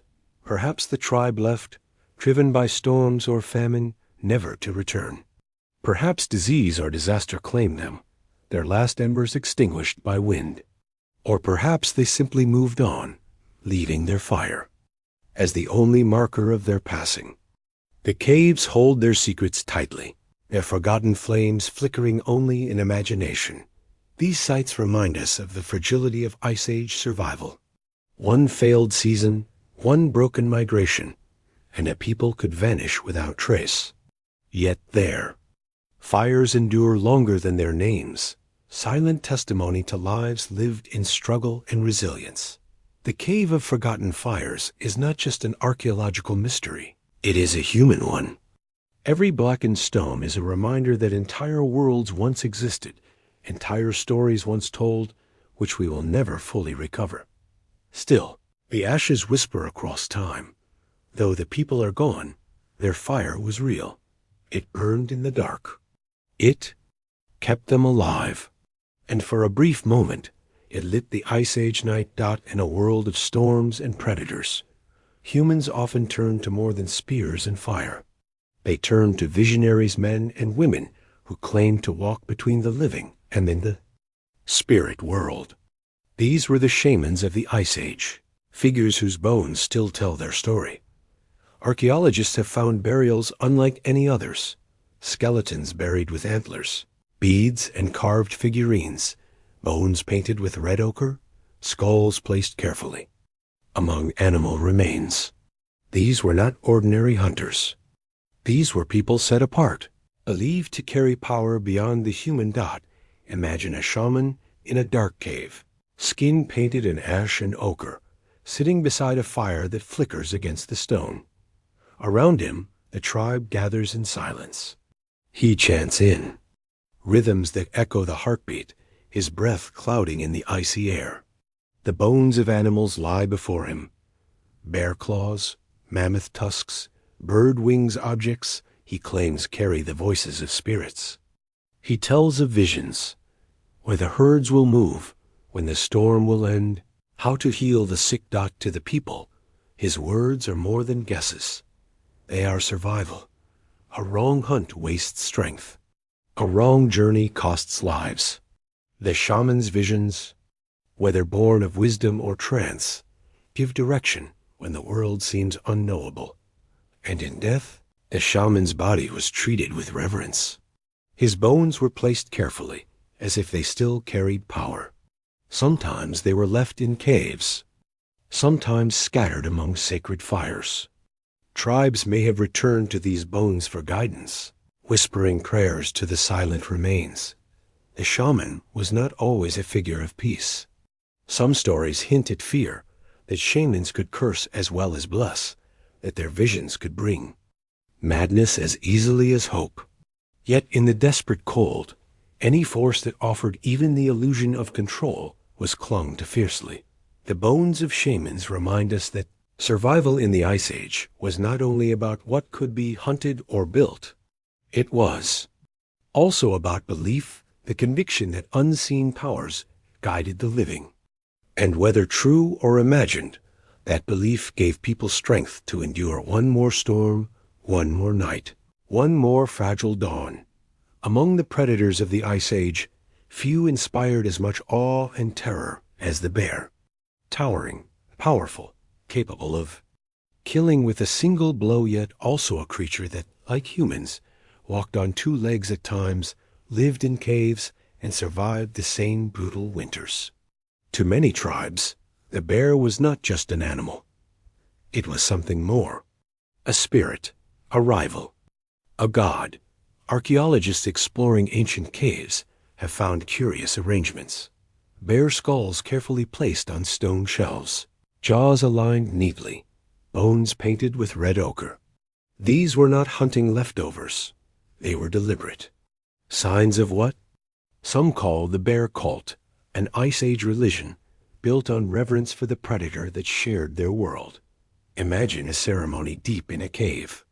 A slain bear lies before the tribe. Hunters, still trembling from the battle, gather around its body. They sing, drum, and paint themselves with blood and ash. The skull is lifted high, placed in a sacred alcove. The people bow their heads, not only in thanks for the meat and hide, but in fear of the bear's spirit. They hope the ritual will prevent vengeance from other bears, will ensure success in future hunts, will keep the balance between man and beast. To them, the bear was a mirror. It slept through winter, awakening hungry and fierce, much like tribes who endured starvation and rose again in spring. It protected its young with the same fury as human mothers. It seemed too close to humanity to be dismissed as mere animal. Some groups may have believed that by honoring the bear, they could inherit its strength. Shamans wore bear claws. Hunters carved bear figurines. Children were told stories of a great bear spirit watching over their people. But the cult was also a reminder of fear. Every time a skull was placed on stone, it was an admission. We are not the masters here. The Ice Age belonged as much to the bear as to man. The bear cult shows that survival was not only a struggle of flesh and bone, but also of faith. To live among monsters, people found a way to turn fear into reverence, predator into protector, terror into ritual. And so, in the flicker of cave fires, the bear's spirit lived on half enemy, half god, looming as large in the human mind as it did on the frozen steppe. When storms raged and hunts failed, when hunger clawed at the belly and death pressed close, humans of the Ice Age turned not only to fire and spear, but also to magic.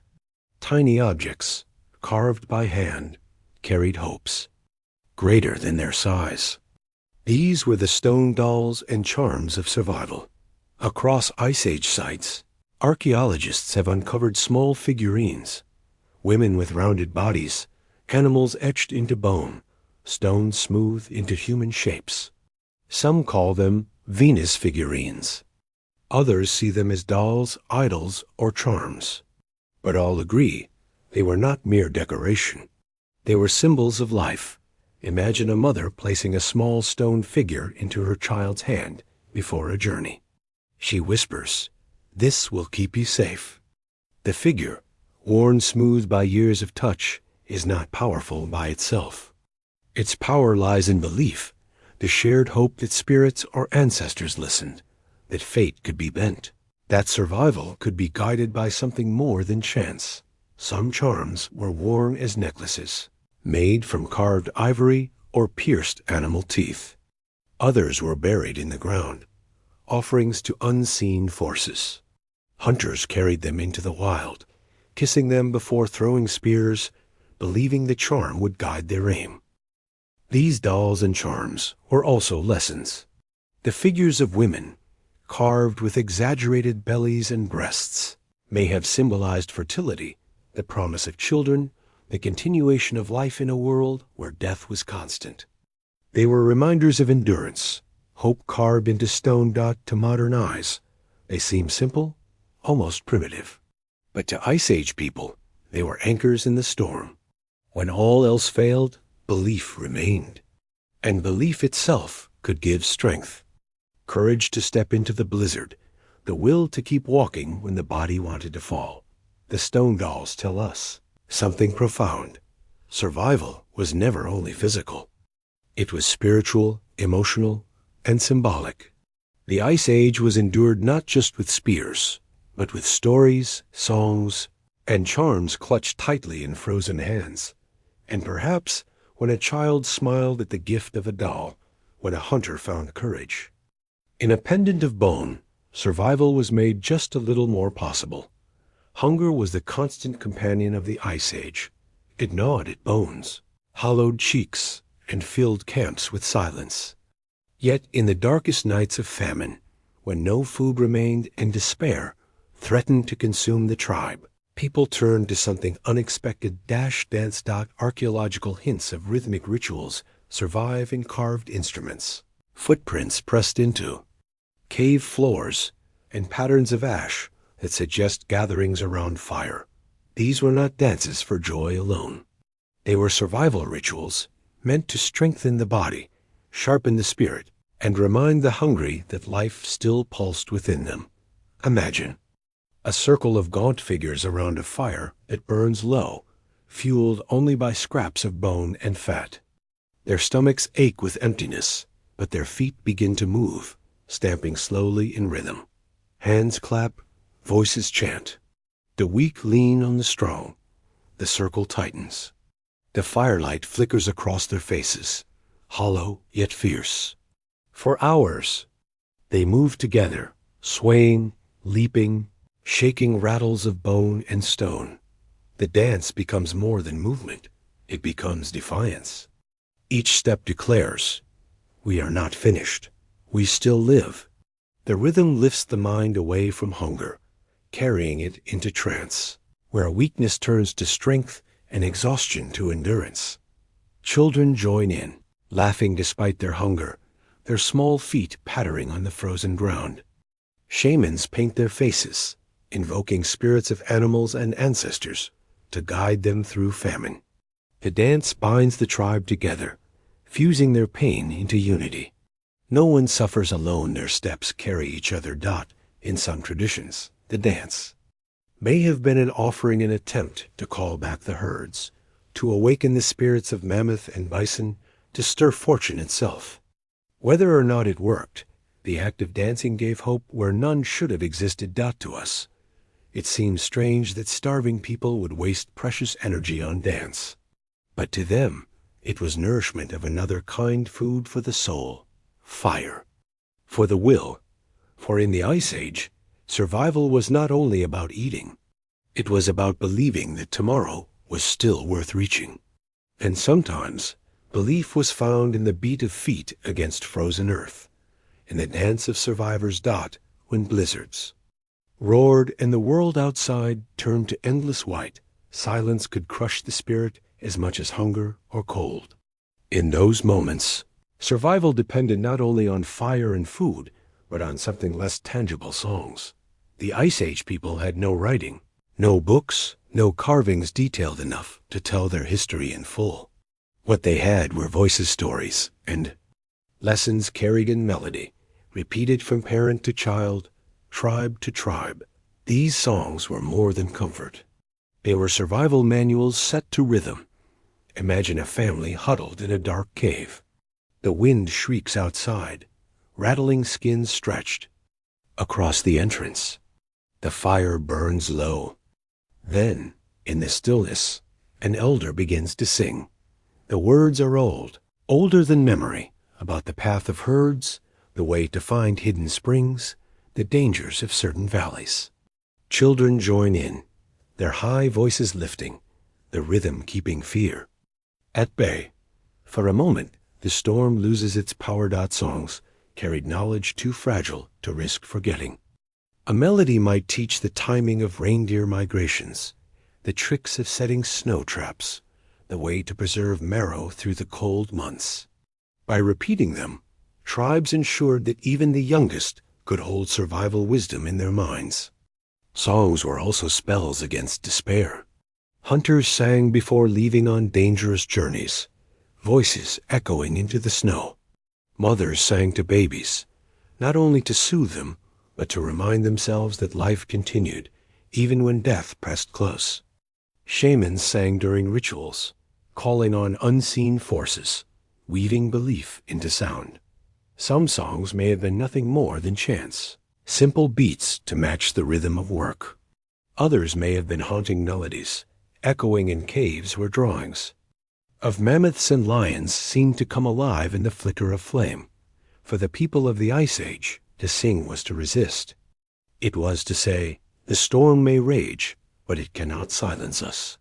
The wind howled, the snow cut like knives, predators prowled the dark, but still, the human voice rose above it all. Even today, when archaeologists reconstruct the bone flutes and hear their eerie notes, we feel the echo of those songs. They were threads of hope spun against the storm, binding generations together, carrying humanity through the coldest of nights. The Ice Age was cruel enough for tribes, but for the one who found himself alone, it was a sentence almost certain to end in death. And yet, sometimes, a single human survived against the odds, wandering across glaciers that stretched like endless deserts of ice. Imagine a young hunter separated from his band. Perhaps a storm rose suddenly, burying the trail. Perhaps wolves scattered the group during a hunt. Perhaps an accident left him stranded on the far side of a crevasse. Whatever the cause, he now stands alone on the glacier, the horizon a blur of white in every direction. The silence is crushing. No birds, no trees, only the groan of ice shifting beneath his feet. Hunger gnaws, thirst burns, and every breath stings like knives. He has only a broken spear, a pouch of embers wrapped in moss, and the will to live, to survive. He must think like the Ice Age taught his people. He melts snow in his mouth sparingly, knowing too much will freeze him inside. He digs into the ice with hands raw and bleeding to find shelter against the wind. At night, he presses close to a small fire, fed with scraps of bone and fat scavenged from a half-frozen carcass. Days blur. His feet blister, his vision swims. Shadows on the horizon. Trick him perhaps wolves, perhaps only rocks. He sings softly to himself, words his mother once taught, just to keep the silence from crushing his spirit. And then, one day, he sees them. Faint footprints in the snow, leading toward a distant ridge. Another camp. Another chance. He stumbles. After them, every step an act of defiance against the glacier that sought to claim him. Some who were lost never returned. Their bodies vanished into ice, their stories untold. But others rare, extraordinary survived. They carried back not just their lives, but tales of endurance that became part of their tribe's memory, proof that even in the loneliest, most merciless places, the human spirit could walk alone and endure. The glacier was vast, cold, and endless. But the survivors' fire burned hotter still. Most Ice Age people survived through numbers tribes, clans, bands working together. Alone, survival was nearly impossible. But history and archaeology suggest that sometimes entire families became cut off from the world, stranded for seasons, even generations. Imagine a hunting group crossing a frozen valley when the glacier behind them cracks apart. The ice collapses, floods rush through, and suddenly return is impossible. On the far side, just a few families remain trapped on an isolated stretch of land. Their shouts go unheard, their fires unseen. They are alone at first. They wait, hoping the tribe will find a way back. But days turn to weeks. Food dwindles. There are no mammoth herds nearby, only small game hares, foxes, birds. They learn to set snares, to fish in frozen rivers, to stretch hides into shelters against the endless wind. Children grow up never seeing the larger tribe again. There, world shrinks to a single valley of ice. Archaeologists have uncovered hints of such isolation sites where tool styles differ sharply from surrounding regions, suggesting groups cut off long enough to develop their own traditions. Strange ornaments appear, local materials dominate, and genetic traces show that small populations survived alone for centuries before rejoining others. For these families, life was both terrifying and intimate. Every birth mattered. Every death threatened the future. Fires were guarded like sacred. Relics, stories repeated endlessly, so knowledge would not be lost.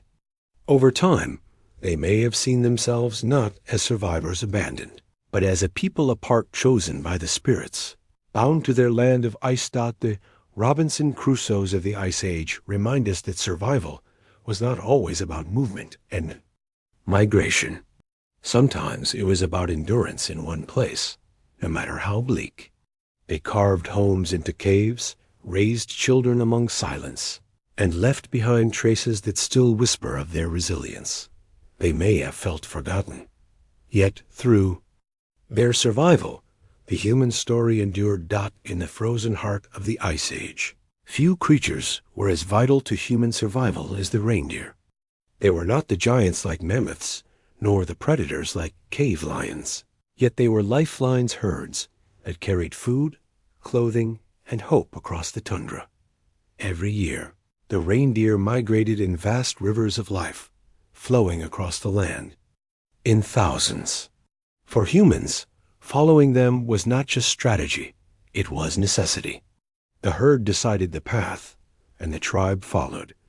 Imagine a long line of people, bundled in hides, trudging behind a sea of hooves. Children ride on sleds pulled by dogs. Hunters scout ahead with spears ready. Elders carry embers in bark containers to keep the fire alive. The sound of reindeer hooves fills the air. A steady drumbeat of survival. Reindeer gave everything. There, meat fed the hungry. Their hides became warm clothing, their sinews strong thread for sewing. Antlers were carved into tools, bones into needles, fat into fuel for fire. Even their migration itself was a guide. Their path showed humans where. Rivers could be crossed, where pastures lay hidden beneath snow. But the lifeline was fragile. If the herd shifted direction, tribes had to follow or face famine. Storms sometimes scattered the animals. Wolves thinned their numbers, and sudden thaws swallowed them in floods. To lose the herd was to lose life itself. Archaeological finds show just how deep this dependence ran. Reindeer bones stacked in caves, carvings of their images etched into stone, even jewelry made from their teeth. To the people of the Ice Age, the reindeer was more than prey. It was a partner in survival, a spirit that walked beside them across the endless snow. And so, when the herds moved south in winter and north in summer, humans went too. Their footsteps mingled with the tracks of hooves, two species bound together in migration, in endurance, in the rhythm of survival. The reindeer lifeline was not just about food. It was about trust that as long as the herd moved, humanity could follow. And somewhere ahead, another dawn would rise on fire, shelter, and life. Not all survival stories of the Ice Age were about mighty hunters or great shamans.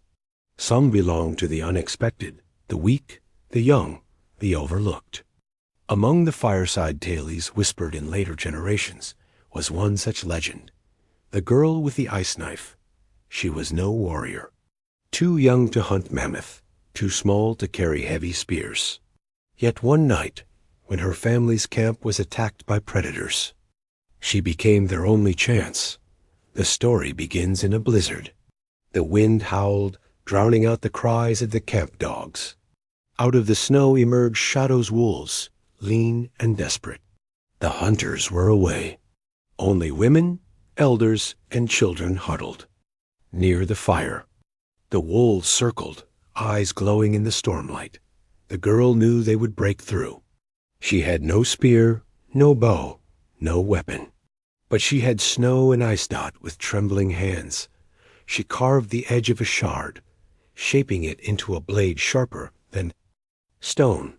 Ice, hardened by the bitter cold, became her knife. She pressed it into her palm, whispering to the spirits of the storm. And when the first wolf lunged, she struck. The shard shattered in her hand, but not before its edge opened the beast's throat. The fire roared higher. The wolves drew back, wary now. The girl stood trembling but unbroken, her palm bleeding, her eyes fierce. The others took courage from her defiance. Together, they drove the wolves away with fire and shouts. Whether the tale is literal truth or legend shaped by memory, the story of the ice knife carried meaning. It reminded the tribe that survival did not always come from strength of arm. It came from courage, from creativity, from refusing to surrender even when all seemed lost. Archaeologists may never find an ice knife in the ground, for such a weapon melts into nothing. But the story remains, etched in the imagination, symbol of how even the smallest hand could wield the power of survival in the frozen world. The girl with the ice knife was not forgotten. Her tale lived on, passed from fire to fire, proof that even in the Ice Age, the human spirit could cut through fear itself. In the Ice Age, fire was more precious than gold. It was warmth, light, protection, and survival itself. To lose it in the middle of winter was to invite death.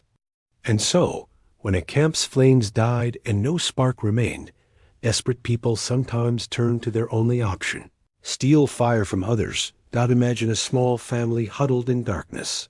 Their last ember has gone cold. The storm outside shrieks, predators circle the cave, and the cold seeps into their bones. To rekindle fire from stone will take time, luck, and dry tinder things they do not have. And so, in whispers, they make a choice. Someone must steal it. A young hunter sets out into the night, carrying only a hollowed bone or bark container lined with moss. He creeps across the snow toward a distant glow, another tribe's fire. The rival camp is larger, stronger, its warriors awake. To be caught is death. But without fire, his people will freeze before dawn. He waits until the guards drift into sleep, until the songs around the flames fade. Then, with trembling hands, he scoops a burning ember into his container. Smoke curls, the heat singes his skin, but he does not let go. Every step back is a race against the ember's fading glow, a prayer that the wind does not snuff it out. When at last he returns, the family gathers close. The ember is fed with moss, bark, and breath until it blooms into flame again. There, cave fills with light. They are saved not by hunting, not by strength, but by theft. Some tribes told stories of such fire thieves with pride, others with shame. To some, it was bravery, a risk taken for loved ones. To others, it was dishonor, stealing life from neighbors. Archaeologists have even found evidence of raids where fire seems to have been the only prize. Hearths scattered, ashes scattered. In violence, the fire thieves remind us that survival was not always noble. It was cunning, desperate, and dangerous. In the frozen world of the Ice Age, morality often bent beneath the weight of hunger and cold. What mattered most was not how the fire was won, but that it still burned, keeping life alive against the darkness. Not all Ice Age people followed mammoths across the steppes. Some turned instead to the sea, where life swam beneath the ice, and survival meant hunting the strange, slippery creatures of the coast. The seals. At first glance, the frozen shoreline seemed barren, nothing but snow and ice stretching to the horizon. But for those who watched carefully, seals offered a lifeline. They surfaced through breathing holes in the ice, hauled themselves onto the frozen shore to rest, and carried within their bodies the richest treasure of all, fat. Seal fat burned in lamps, lighting caves through the darkest winters. It provided warmth when wood could not be found, fuel for cooking when bone fires sputtered out. Their hides became waterproof clothing and shelters against the freezing spray of the ocean. Their meat fed families for weeks, and their sinew stitched together the garments that kept hunters alive on the icy coasts. But the hunt was perilous. Imagine a hunter crouched silently beside a seal's breathing hole, spear poised in hand. Hours pass, frost forming in his hair, muscles stiff with cold. Then movement. A dark shape rises in the water. The hunter strikes fast, plunging the spear downward. If his aim is true, he drags the thrashing animal out onto the ice, where others rush to finish the kill. If he misses, he may wait another day, another night, as hunger gnaws at his stomach. Some hunters crawled on the ice disguised in furs, inching closer to resting seals before striking. Others built traps near the shore, driving seals into nets or pits. Always, the danger of slipping into the water was present, and icy death within minutes. Archaeological traces from coastal camps show piles of seal bones, carved harpoons tipped with bone or ivory, and lamps blackened with soot from burning fat. These were not luxuries. They were survival itself. The seal hunters lived where most would perish on the edge of land and sea, in the bitter winds of the ocean. They remind us that Ice Age survival was not uniform. Some followed the herds inland. Others followed the tides. Both fought the same enemy, the cold, relentless, and eternal. And on those frozen coasts, with nothing but spears, fire, and courage, the seal hunters endured, feeding their families with the lifeblood of the sea. During the height of the Ice Age, so much water was locked into glaciers that the seas fell hundreds of feet lower than today. Where oceans now roll, there once stretched wide plains of tundra, opening hidden paths between continents. These were the land bridges, and for humans, they were the doorways to new worlds. The most famous of them lay between Siberia and Alaska, Beringia. It was no narrow strip, but a vast grassland, hundreds of miles wide, alive with mammoth, bison, and reindeer. For thousands of years, it linked Asia to the Americas, offering not just passage, but sustenance for those bold enough to cross. Imagine a band of hunters standing at the edge of that frozen horizon. Behind them lies the known world, the valleys of their ancestors. Ahead lies mystery, a land no one they know has ever seen. Still, they step forward. The journey is brutal. Winds whip across the open steppe. Families trudge through snow, carrying fire embers and scraps of food. Children ride on sleds pulled by dogs. Elders lean on staffs. Hunters scout for herds. Nights are spent in bone huts or shallow pits dug into the permafrost. Every step is a gamble. Will the next valley bring food, or only emptiness? Yet slowly they move forward. Generations may pass along the way. Children born on the bridge itself. Their first steps taken on land that will vanish beneath seas in millennia to come. Archaeological traces suggest these crossings were not rare events, but waves of migration. Tools, DNA, and traditions carried across the bridge show that people did not just survive the journey, they thrived, adapting to each new landscape they encountered. For them, the land bridge was not just geography, it was hope. When herds dwindled or storms destroyed old homelands, the bridge promised new life beyond the horizon. In the end, these survival journeys reshaped human history. From those crossings came the first peoples of the Americas, whose descendants still carry the memory of their ancestors' courage. The Ice Age closed the doors with rising seas, but the footprints remained, buried beneath waves. They remind us that survival is not only clinging to the familiar. Sometimes it is stepping into the unknown, guided only by firelight and faith. At the edges of the Ice Age world, where glaciers met the ocean, survival meant turning to the sea. And in those icy waters swam giant whales, vast creatures whose bodies held enough meat and fat to sustain entire tribes. For coastal peoples, the hunt for whales was both the most dangerous gamble and the greatest prize. Most whale hunts did not begin with spears. They began with waiting. Families watched the horizon for spouts of breath, for the rolling shadow of a whale beneath the waves. When one came too close to shore, the hunters rushed into action. Imagine small boats carved from wood and bone, or hides stretched tight over frames, pushed into freezing waters.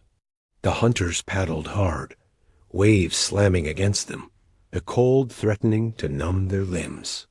In their hands were harpoons tipped with sharpened bone or stone, ropes braided from, sinew trailing behind. A strike was chaos. The harpoon sank deep, and the sea itself seemed to explode. The whale thrashed, waves towering, hunters thrown into the water. Some never resurfaced. Others clung desperately to their fragile boats, waiting for the giant to tire. Hours, even. Days could pass before the kill was won. Sometimes survival came not from hunting, but from scavenging. A whale washed ashore, its massive body stranded on the ice. For starving tribes, it was a miracle. Fires were lit, knives cut deep, and the air filled with the rich smell of blubber. The fat was rendered into oil, stored in skins to burn through the long winter. Bones became rafters for shelters, tools for survival. Nothing was wasted. To hunt whales was to wrestle with the ocean itself. Failure meant death. Success meant life beyond imagining. Entire tribes could feast, their bellies full, their fires fueled, their children safe for weeks. Archaeological traces, harpoons, carvings, bones show that even in the Ice Age, humans dared to take on these titans of the deep. They remind us that survival pushed people beyond fear into realms of impossible courage. The whale hunters lived at the edge of the world, where ice, sea, and sky collided. And there, among storms and giants, they carved out life with harpoons. Fire and unyielding will. In the Ice Age, home was not a single cave or valley. Home was wherever the herds went. To survive, humans became wanderers of unimaginable distances, crossing entire continents step by step, following the lifeblood of the tundra. The mammoth steppe stretched from Spain to Siberia, from Alaska to the Yukon. Across this frozen grassland roamed reindeer, bison, horses, and mammoths. And behind them always came humans. Imagine a tribe breaking camp at dawn. Fires are stamped out, skins packed onto sleds. Children are bundled against the cold. Elders lean on staffs. Hunters walk ahead with spears scanning the horizon. Day after day, they march across plains where the wind never stops, through valleys carved by glaciers, over rivers sealed with ice. Their footprints trail for miles, erased quickly by snow. For generations, the trek never ended. a child born during. One migration would grow old still following the herds. Campsites were temporary, shelters were portable, and life was motion itself. But the trek was not aimless. People learned the patterns of the animals, the turning of the seasons, the paths carved into the land. They knew where rivers would thaw. First, where valleys sheltered grass, where herds gathered in countless numbers. This knowledge was passed in songs and stories, a map carried in memory rather than ink. The journey was perilous. Storms swallowed travelers, rivers broke beneath their feet, predators stalked their every step. Yet the trek was also abundance. When the herds were found, the hunts brought feasts, hides, and warmth. The tribe's survival depended on never losing the trail. Archaeological sites show chains of campsites stretching thousands of miles, evidence that Ice Age humans crossed continents in pursuit of food. They did not see borders. The world was one vast trail, and they walked it endlessly. For them, survival was not about reaching a destination. It was about movement itself, life, carried on the rhythm of hooves, the pulse of migrations. The endless trek was humanity's great journey, and through it, our ancestors endured, spread, and ultimately claimed every corner of the earth. The Ice Age did not end in a single night.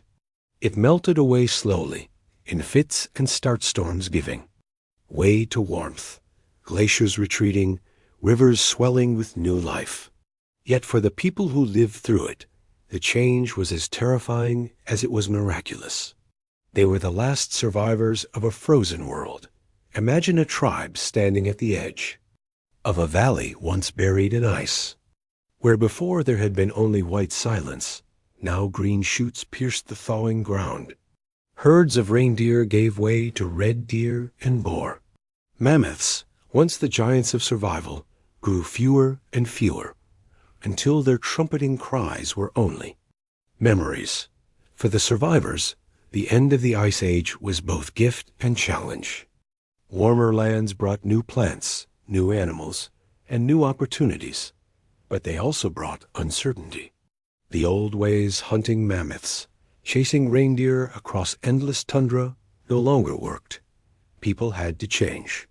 They learned to fish rivers, teeming with life, to gather nuts and seeds, to shape new tools for new prey.